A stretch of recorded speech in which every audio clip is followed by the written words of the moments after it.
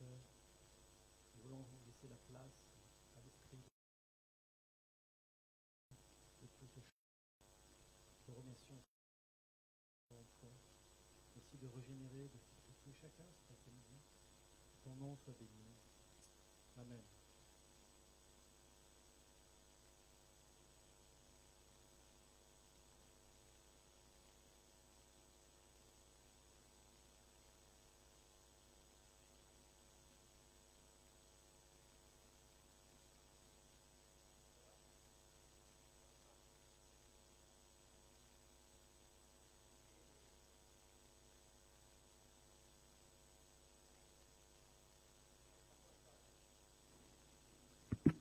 C'est bon? Voilà, ça va. Merci.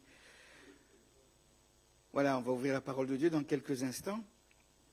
Lundi, on était en pastoral. On a eu notre convention tous les premiers lundis du mois. Et on a eu la joie d'écouter le directeur de l'école biblique. Vous savez que dans notre mouvement, on a une école biblique.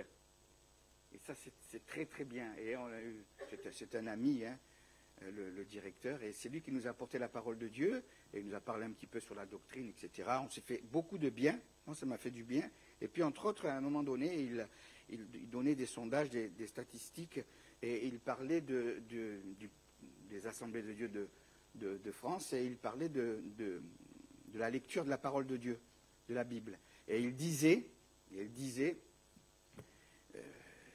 que malheureusement, les chrétiens lisent de moins en moins la parole de Dieu.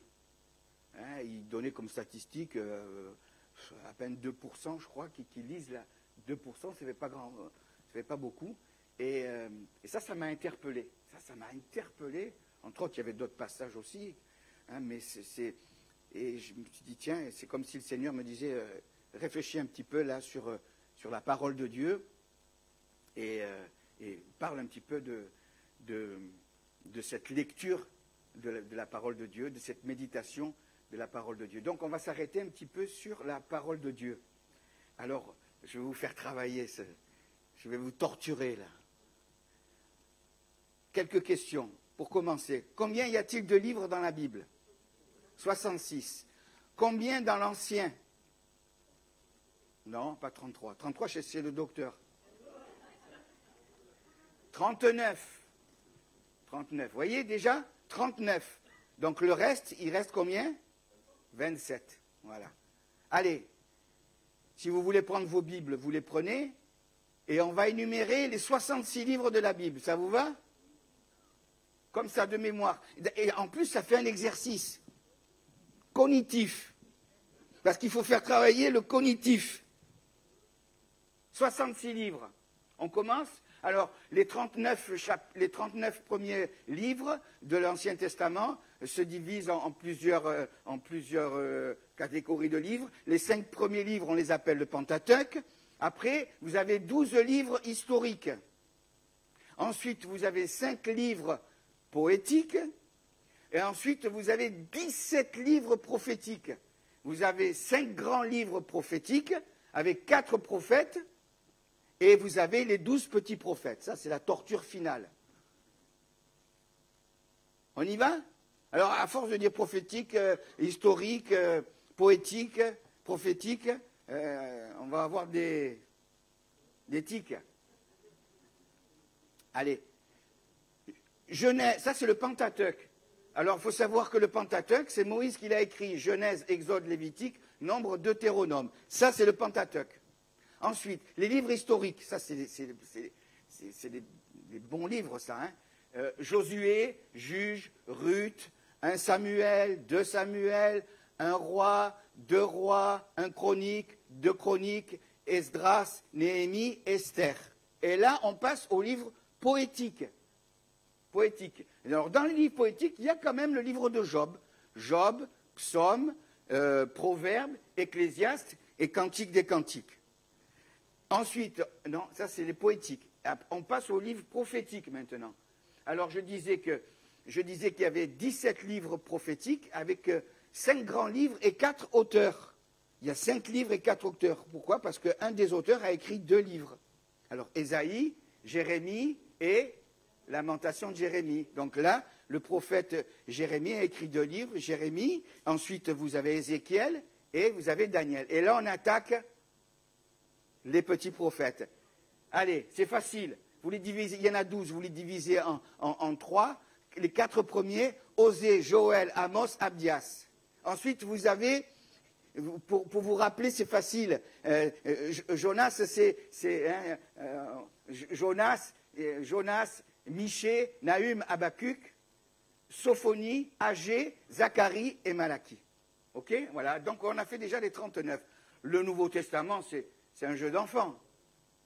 Hein, il en reste 27. Allez.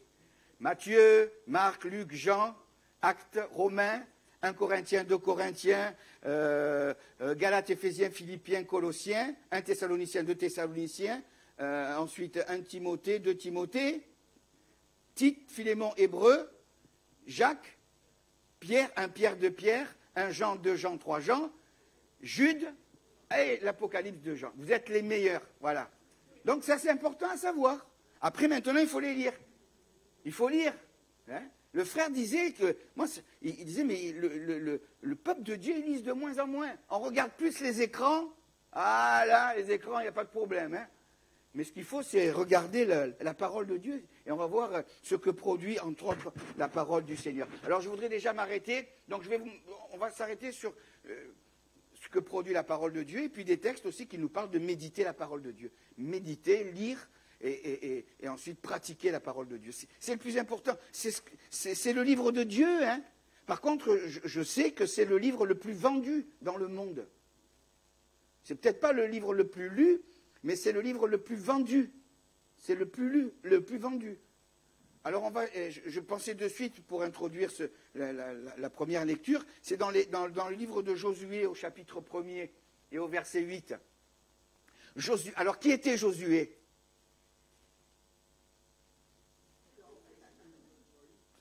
C'était le successeur de Moïse. C'est le successeur. Et on sait, quand il doit mener le peuple, il était complètement découragé. Il y a plusieurs reprises, quand on lit le chapitre 1er du livre de Josué, le Seigneur va l'encourager. Et entre autres, il lui donne le remède pour réussir. Est-ce que vous voulez réussir? Qui c'est qui veut réussir, là? Et c'est pas négatif que de dire d'avoir du succès. Qui c'est qui va avoir du succès? Pas le succès comme, je sais pas moi... Je connais que les vieux chanteurs, ils sont tous morts d'ailleurs. Mais enfin, du succès avec le Seigneur, réussir. Josué chapitre 1er, verset 8.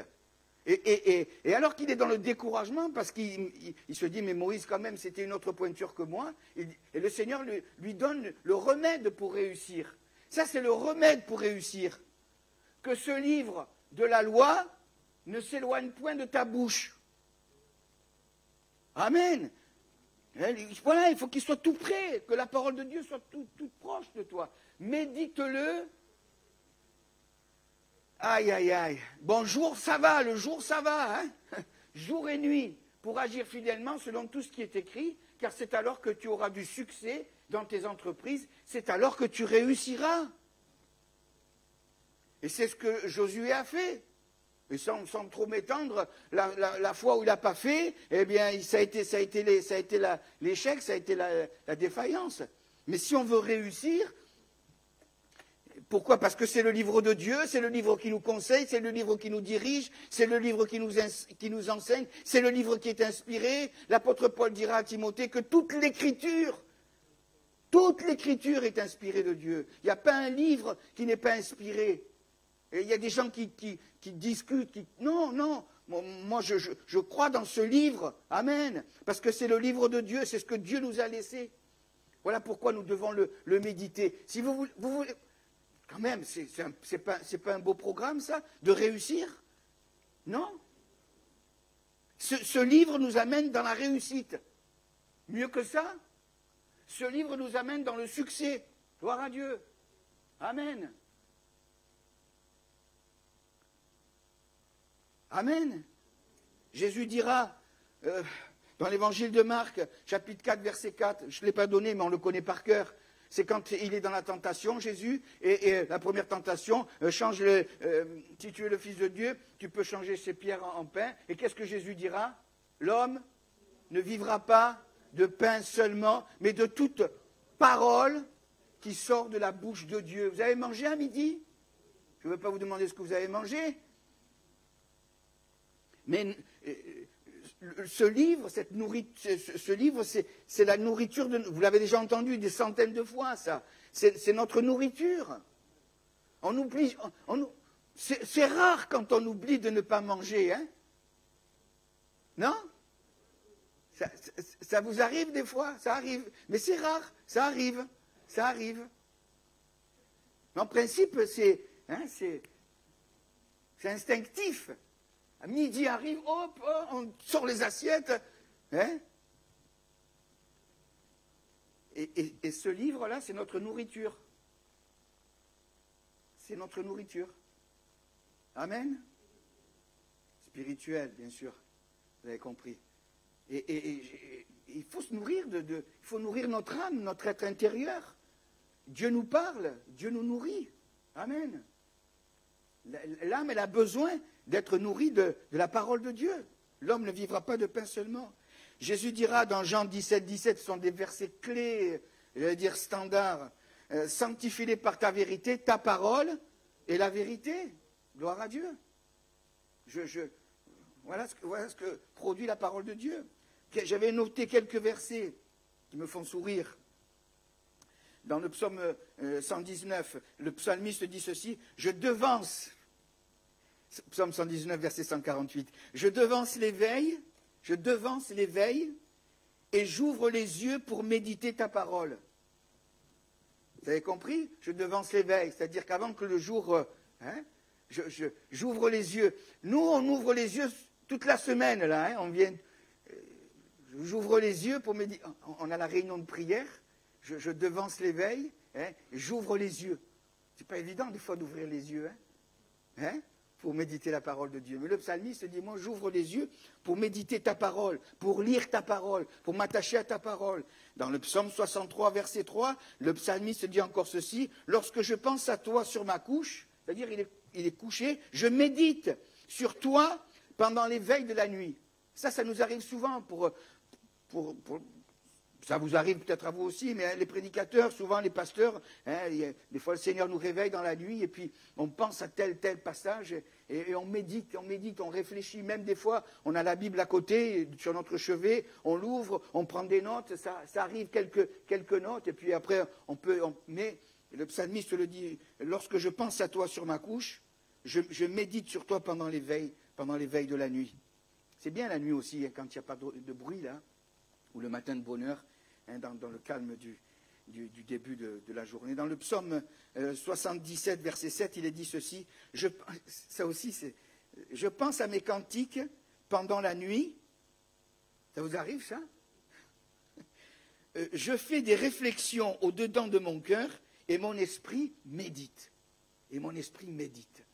Et ça nous arrive aussi, on pense à un chant, ça nous fait du bien, on médite, même des fois, la Bible dit que le Seigneur parle tantôt d'une manière, tantôt d'une autre, il peut nous parler au travers d'un chant, il peut nous parler au travers de la parole de Dieu, d'un témoignage, d'une conversation, des dons spirituels, etc. Et là, il est question toujours de méditer. Il y a un passage aussi qui est venu s'imposer, qui au départ peut-être ne nous parle pas de la parole de Dieu, de la pensée de la parole de Dieu, c'est l'histoire de Nicodème. Vous vous rappelez de l'histoire de Nicodème? Nicodème, ça se trouve dans l'évangile de Jean, chapitre 3. C'est un homme qui vient de nuit et qui veut rencontrer le Seigneur. Et là, c'est Jésus qui le dit. Et ça m'a amené à une réflexion qui nous parle de la parole de Dieu. C'est quand Jésus dira à cet homme, par exemple, je l'ai mis sur mes notes, ces deux versets, il dira, si un homme ne naît de nouveau, il ne peut voir le royaume de Dieu. C'est dans Jean chapitre 3, verset 3. Si un homme ne naît de nouveau, il ne peut voir le royaume de Dieu. Il ne peut pas le voir. Ce n'est pas possible. Et ensuite, il dit au verset 5, et si un homme ne naît d'eau et d'esprit, il ne peut entrer. Il y a voir et entrer. Verset 5. C'est surtout le verset 5. Et si un homme ne naît d'eau et d'esprit, il ne peut entrer dans le royaume de Dieu. C'est-à-dire que, voilà, pour entrer dans le royaume de Dieu, il faut naître de nouveau, il faut naître de l'eau d'eau et d'esprit. Et c'est cette expression naître d'eau qui va nous amener à la parole. Naître d'eau. Il y a 3 enseignements, on les a déjà dit, notre pasteur nous l'a dit aussi plusieurs fois. L'eau, ça symbolise à la fois ce qu'on a vécu dimanche. Le baptême, ça c'est le début. Hein. Le baptême, si vous n'êtes pas baptisé, allez voir Cyril. Hein. Qu'est-ce que vous attendez? Allez voir le pasteur. Je veux m'engager. Le baptême, c'est le début de la marche chrétienne. C'est le début. Jésus dira, celui qui croira et qui sera baptisé sera sauvé. Celui qui ne croira pas sera condamné. Ensuite, l'eau, ça symbolise donc le baptême. C'est l'engagement d'une bonne conscience, dit Pierre, etc.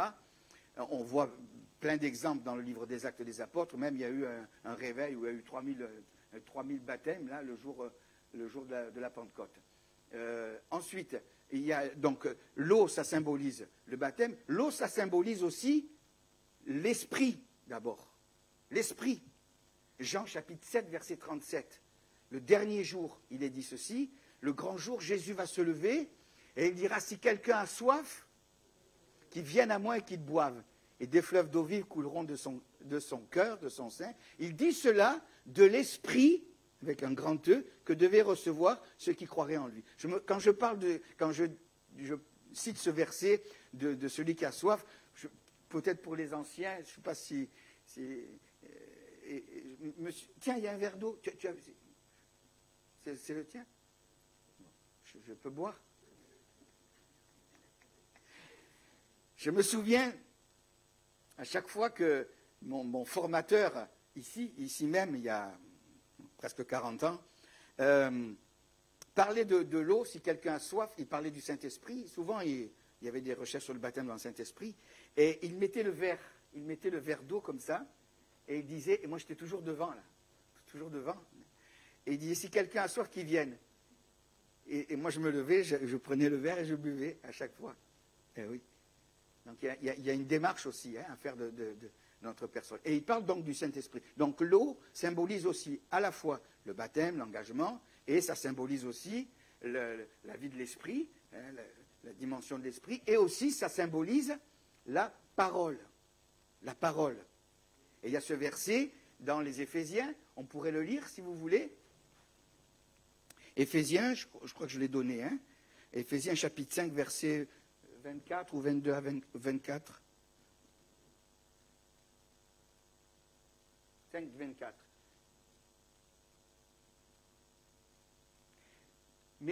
Mais tout comme l'Église se soumet à Christ, que les femmes aussi se soumettent en tout à leur mari. La suite.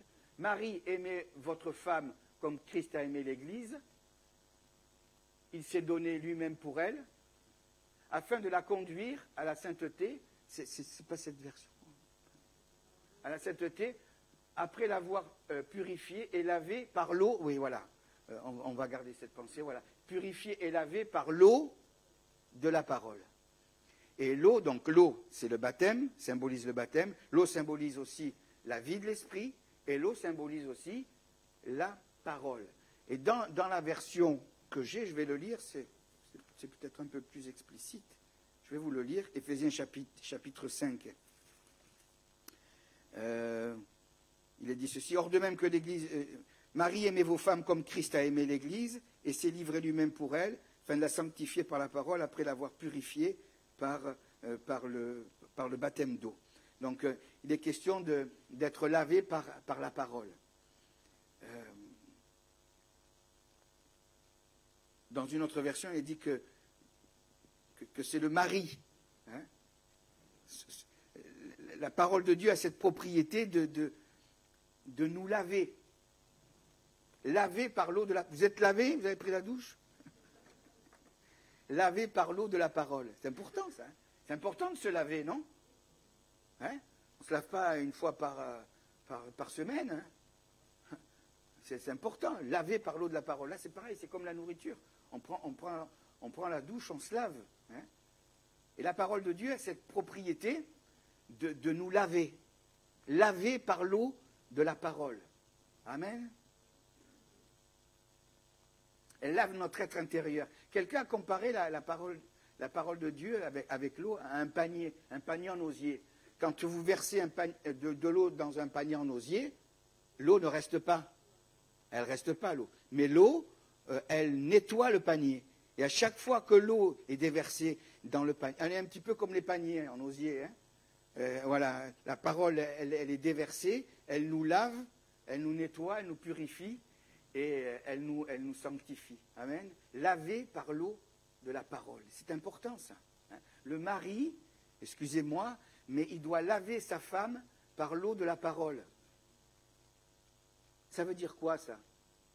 Ça veut dire qu'il y a des temps où le couple, quand le couple appartient au Seigneur, il doit y avoir ce partage du mari et de la femme autour de la parole de Dieu, ce culte de famille. C'est important, ça. C'est important. Faites-le le plus longtemps possible. Parce qu'après, des fois, vous ne pouvez plus le faire. Et je sais de quoi je parle. Vous me suivez? Ne le négligez pas, ça. Quand je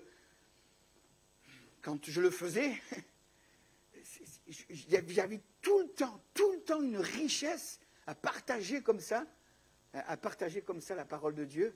Quand on partage avec son épouse, il y a une richesse. C'est comme si Dieu nous montre. Moi, à chaque fois, il me montrait les choses, en tout cas pour le ministère, etc. Et c'est important. Et même physiquement, des fois, des fois, c'est votre épouse, parce que vous ne pouvez plus bouger, qui va vous laver.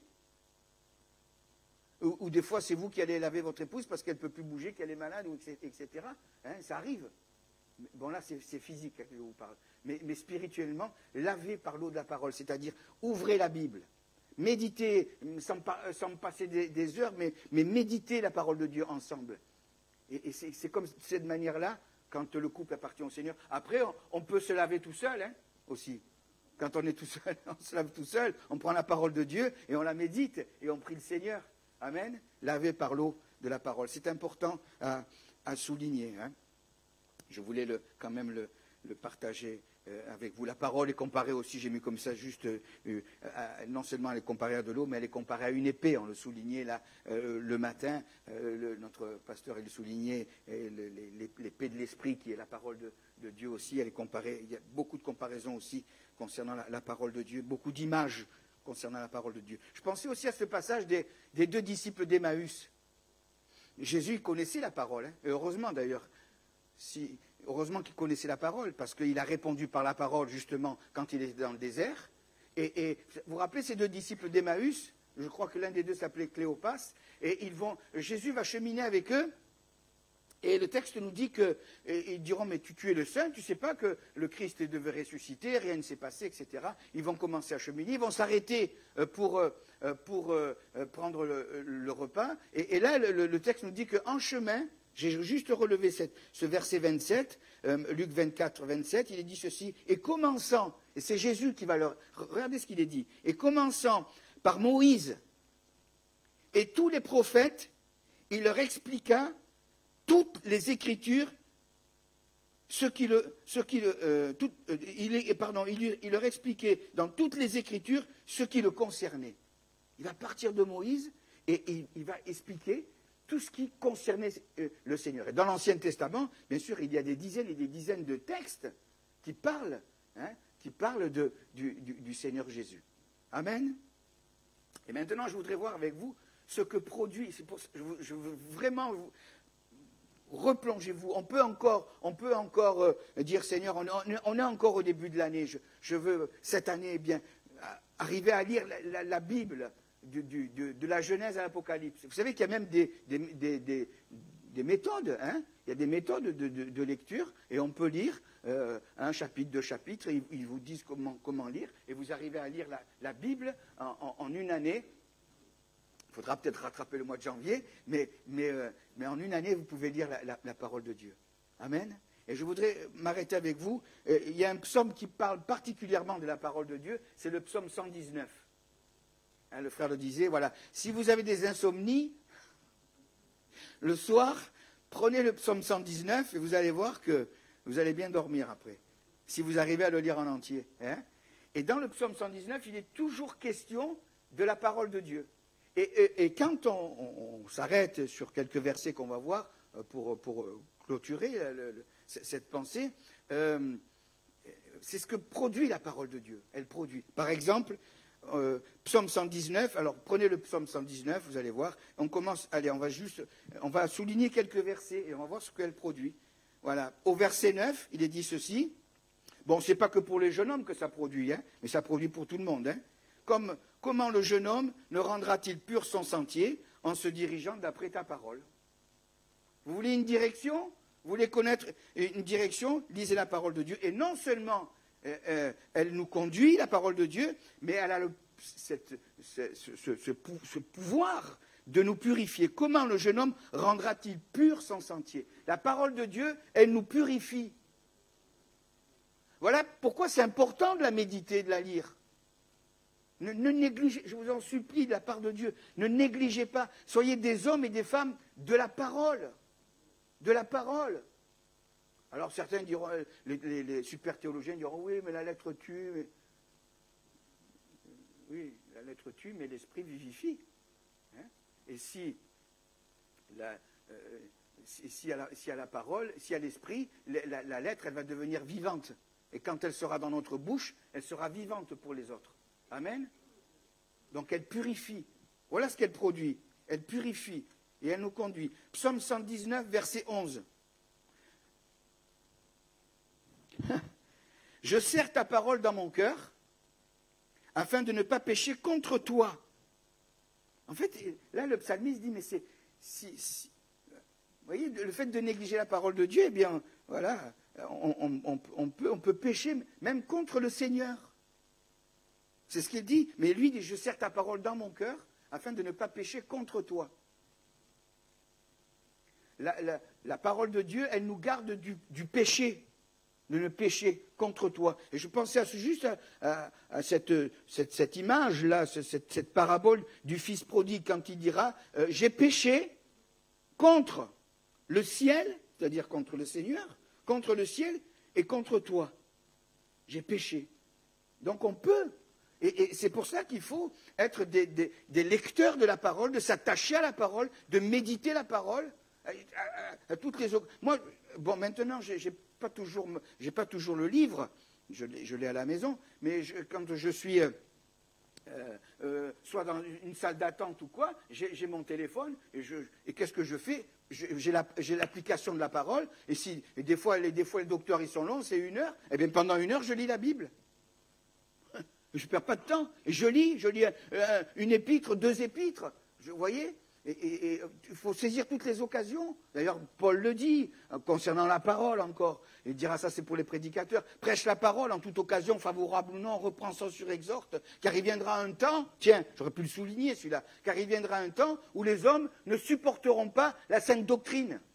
On le soulignait encore dans les matinées, là. Ils ne supporteront plus la sainte doctrine. Ils voudront plus. Et ils voudront entendre des choses agréables. Ils auront la démangeaison d'entendre des choses agréables. Ah ben oui, si tu racontes des histoires, hein, là on remplit la salle. Voilà.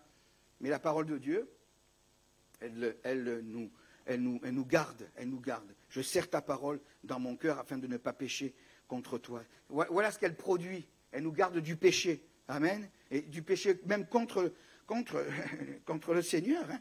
Verset 14. Verset 14. Regardez ce qu'il est dit. C'est toujours ce que produit la parole. Hein. Je me réjouis en suivant les préceptes, comme si je possédais tous les trésors. Ça aussi, ça me fait sourire. La parole de Dieu, elle produit cette réjouissance, cette joie. On peut connaître des temps difficiles, le disait Marc. On peut connaître des temps...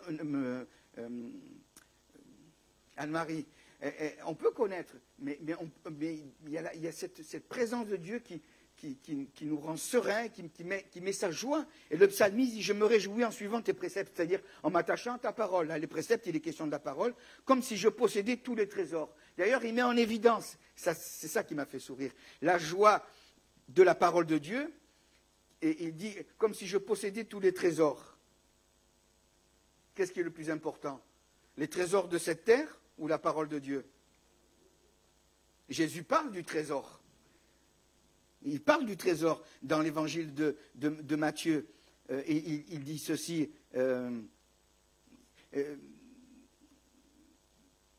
Là où est ton trésor, là aussi sera ton cœur. Hein, je vais vous le lire si vous voulez. C'est dans Matthieu chapitre 6. Matthieu chapitre 6, verset 19. Il y en a que leur trésor, eh bien, ce n'est pas la parole de Dieu. Hein. Ne vous amassez, ah oui, c'est ça, ça me revient maintenant. Ne vous amassez pas des trésors. Pardon, verset 19, hein, j'ai dit. J'ai changé de Bible et j'ai du mal à me repérer, à lier. Ne vous amassez pas des trésors sur la terre, où la teigne et la rouille détruisent, et où les voleurs percent et dérobent. Verset 20, s'il te plaît. Mais amassez-vous des trésors dans le ciel, où la teigne et la rouille ne détruisent point, et où les voleurs ne percent ni ne dérobent. Verset 21, merci. Car là où est ton trésor, là aussi sera ton cœur. Hein? Où est votre trésor? C'est quoi notre trésor? Notre trésor, c'est la parole de Dieu. Hein? Et pour certains, c'est ça, ce verbe amasser. Ne vous amassez pas. On n'emportera rien. Hein? Coucou. On n'emportera rien dans le ciel. Hein? Même pas une dent en or, rien du tout. Rien. Ne vous amassez pas. Seigneur pourvoit à nos besoins. Que Dieu soit béni. On continue. Voilà ce que produit la parole de Dieu. Verset 18, toujours psaume 119, verset 18. Ouvre mes yeux pour que je contemple les merveilles de ta loi. En parallèle, j'avais mis le verset 37 aussi. Les questions de la vue, là. Voilà. On a un opticien dans je ne sais pas s'il écoute. Verset 37 aussi. Voilà. Détourne mes yeux de la vue des choses vaines et fais-moi vivre dans ta voie. Et donc il est question de la vue. Voilà ce que produit la parole de Dieu. Elle nous ouvre les yeux. Tu peux me remettre s'il te plaît le verset 18. Ouvre mes yeux pour que je contemple les merveilles de ta loi. Amen. Et on a besoin que le Seigneur ouvre nos yeux. Hein, qu'il mette du collier.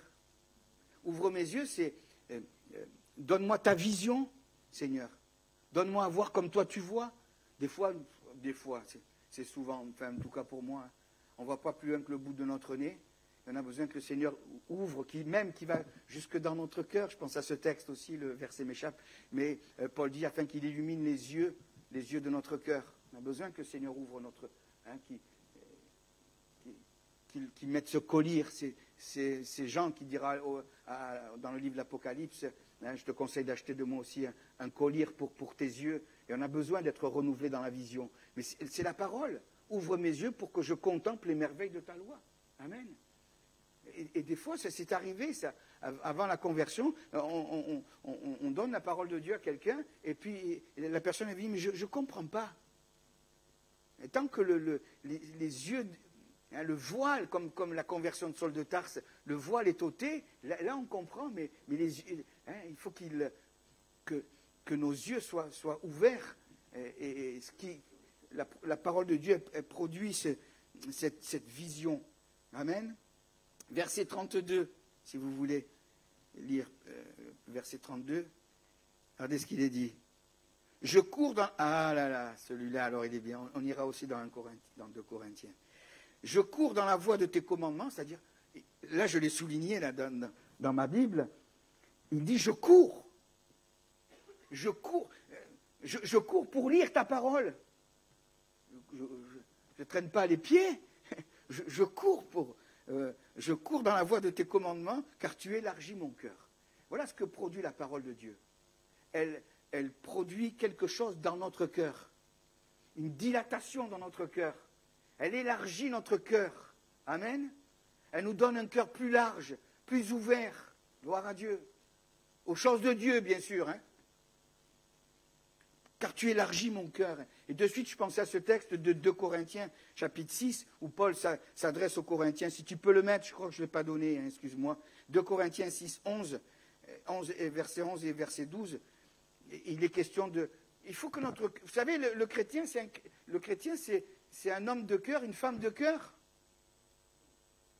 Et avec un cœur large. Tu as trouvé?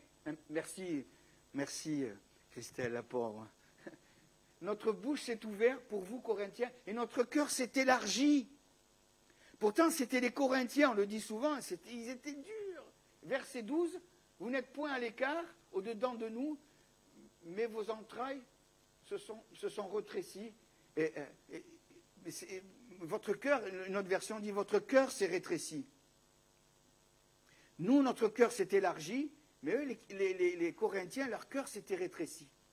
Et quand je suis au contact de la parole de Dieu, elle touche. Vous l'avez expérimenté. Qui l'a expérimenté que la parole de Dieu a touché son cœur? Oui, qu'elle soit prêchée, qu'elle soit lue. Combien de fois on lit la parole de Dieu et pof, on dirait que c'est Dieu qui s'adresse directement à nous, là. Il touche notre cœur. Hein, il élargit notre cœur. Et on a besoin, parce que des fois, c'est un petit peu comme les Corinthiens, ça peut se produire. Des fois, notre cœur, il faut lui mettre des stents. Il faut lui mettre des stents pour qu'il garde les artères écartées, hein, des stents spirituels. Gloire à Dieu. Voilà ce que produit la parole de Dieu. Elle touche notre cœur, elle élargit notre cœur. Et il faut que notre cœur soit toujours touché. Hein. Un chrétien, c'est quelqu'un qui est touché toujours par le Seigneur et qui est touché dans son cœur. Amen, amen. Verset 48, regardez. Je regarde l'heure. Verset 48. Je lève mes mains vers tes commandements que j'aime et je veux méditer tes statuts. Je lève mes mains. Et ça touche même notre physique, la parole de Dieu. Ça touche notre physique. C'est-à-dire quand on est au contact de la parole de Dieu, et la parole, elle nous touche, et on veut mettre notre être tout entier au service du Seigneur. Et là, il est question des mains. Je pense à tous ces textes de l'Ecclésiaste. Tout ce que ta main trouve à faire, fais-le. Tout ce que vous faites, faites-le de bon cœur, comme pour le Seigneur et non pour les hommes. Paul dit ceci dans 1 Timothée 2:8, je veux que les hommes prient en tout lieu en élevant des mains pures, sans colère, ni mauvaise pensée. Et on a besoin, hein. Et voilà, Seigneur, non seulement mon cœur, je ne te donne pas que mon cœur, je te donne mon être tout entier. Et quand je suis au contact de la parole de Dieu, elle produit cela, même dans ce qui est physique, dans ce qui est extérieur. Hein, je me mets au service et je fais ce qu'il y a à faire. Amen. Je ne suis pas un spécialiste, mais je fais tout ce qu'il y a à faire. Que Dieu soit béni. Voilà ce qu'elle produit encore. On va aller un peu plus loin. Verset 50.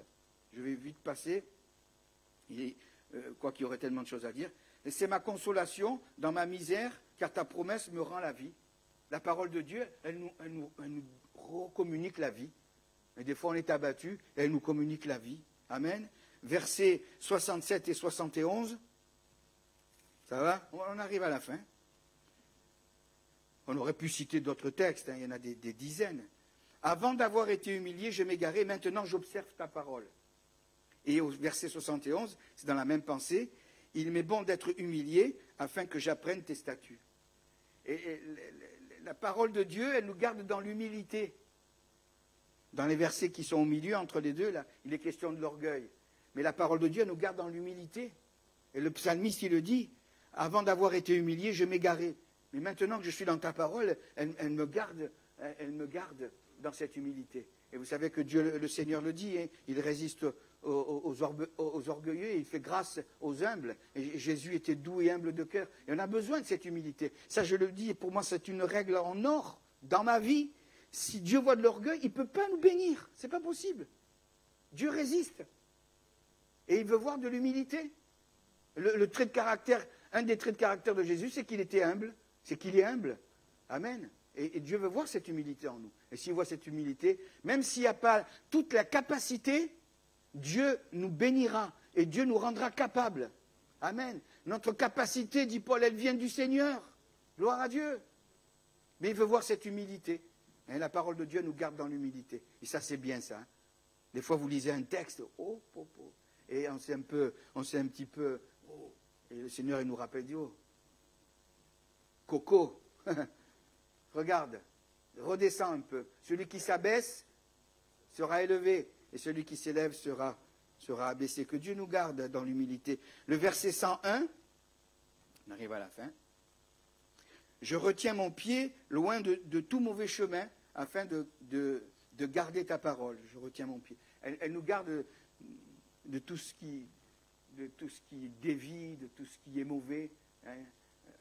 C'est Jésus qui dit dans l'évangile de Matthieu, large est la porte, spacieux le chemin qui mène à la perdition. Beaucoup le prennent, ils prennent ce chemin, et étroite est la porte, et resserré le chemin qui mène à la vie éternelle. Et le Seigneur, à la lecture de sa parole, il nous recadre dans sa parole, et il nous remet sur le bon chemin, sur le droit chemin. C'est David qui dira, montre-moi si je suis sur une mauvaise voie, sur un mauvais chemin, garde-moi dans la voie de ta bénédiction. Et le verset 105, celui-là on le cite souvent, hein, ta parole est une lampe à mes pieds et une lumière sur mon sentier, elle nous éclaire. Amen.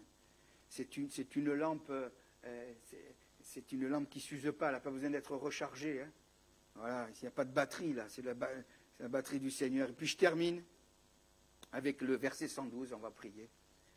Le verset 112 dit ceci, j'incline mon cœur à pratiquer, et que ce soit pour nous, que ce ne soit pas qu'un message, mais que ce soit pour nous. J'incline mon cœur à pratiquer tes statuts, toujours jusqu'à la fin. Jusqu'à la fin. Jusqu'à mon dernier souffle, je lirai ta parole. Amen. Jusqu'à ce que tu me donnes la force, Seigneur, je lirai ta parole. Amen. On va prier. Je vais laisser la place à Cyril. Vas-y.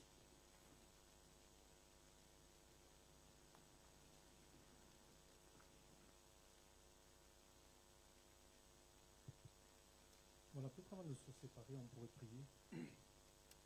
Laisse-moi. Hein. On pourrait prier peut-être pour ceux et celles qui en ont besoin. Je ne vais pas faire d'appel particulier, vous demander de venir devant. Mais on ne voudrait pas vous laisser partir sans prier pour vous. Voilà. Et peut-être, quel que soit le besoin, quelle que soit la nature de la situation, peut-être simplement vous lever à votre place, on va prier le Seigneur. Je crois que c'est important, on ne veut pas vous laisser partir comme ça, mais Dieu qui connaît nos cœurs, Dieu qui connaît nos vies, sait. Alors si tu as besoin de la prière, lève-toi à ta place et on va demander au Seigneur sa grâce avant de se séparer. Alléluia. Jésus. Seigneur, merci pour ta grâce. Merci pour ta fidélité. Seigneur, je te rends grâce parce que tu connais les cœurs, tu connais les situations. Et Seigneur, tu vois tous ceux et toutes celles qui sont debout, Seigneur. Tu connais leurs cœurs, leurs besoins, leurs attentes. Tu connais peut-être les situations peut-être compliquées. Tu vois peut-être tous les nœuds qui sont là. Seigneur, manifeste ta gloire. Je te prie de les bénir au nom de Jésus. De poser ta main. Surtout, Seigneur, merci parce que tu vois la foi, Seigneur. Tu as dit dans ta parole qu'il te soit fait selon ta foi. Et Seigneur, je veux croire que tu réponds à la foi en se levant à leur place. Seigneur, c'est un pas de foi qu'ils font devant toi. Seigneur, bénis-les au nom de Jésus. Et que ce soit dans leur corps, que ce soit pour un problème professionnel, familial, financier. Tu es capable d'intervenir, Seigneur, de poser ta bonne main, de te glorifier, Seigneur. Là où peut-être il y a une impossibilité humaine, Seigneur, toi tu peux poser ta main parce que rien n'est impossible à Dieu. Alors à toi la gloire, Seigneur. Merci pour ta fidélité. Tu les bénis au nom de Jésus. Et que, Seigneur, dans les jours et les semaines à venir, nous ayons des nouvelles, que, Seigneur, tu es intervenu, tu as posé ta main. Parce que, Seigneur, tu ne changes pas, tu es le même hier, aujourd'hui, éternellement. À toi soit la gloire, Seigneur, au nom de Jésus. Tu bénis ces cœurs et ces vies. Tu bénis mes bien-aimés, Seigneur, au nom de Jésus. Amen. Amen. Voilà, vous pouvez vous asseoir et attendez-vous vraiment à la bénédiction. Vous êtes levés, ce n'est pas quelque chose de magique, mais c'est le Seigneur qui intervient et qui agit. Hein? Alléluia. Voilà. Je vous rappelle, vendredi la réunion normale, la réunion de prière, dimanche, et c'est la dernière fois, normalement c'est la dernière fois. La semaine prochaine, il y a encore une modification, mais je le dirai dimanche. Hein. Il n'y aura pas la réunion mercredi, mais mardi soir, hein, la semaine prochaine. Mais je le redirai. Hein. Donc mercredi prochain, il n'y a pas la réunion exceptionnellement, elle sera mardi soir à 20h. Hein. Voilà. Allez, que Dieu vous bénisse.